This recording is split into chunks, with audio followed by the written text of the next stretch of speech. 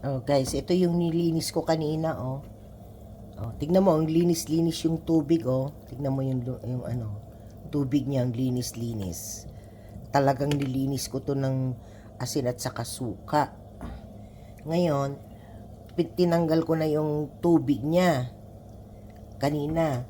Ito ngayon, ito ang ano, titimplahan ko na siya kasi malinis na eh. Ito, tignan mo yung tubig, oh. Ang linis-linis yung tubig niya.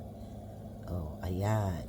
Titimplahan natin to, lalagyan natin ng magic sarap. Ganyan. Tapos konting-konti lang na asin para hindi maalat.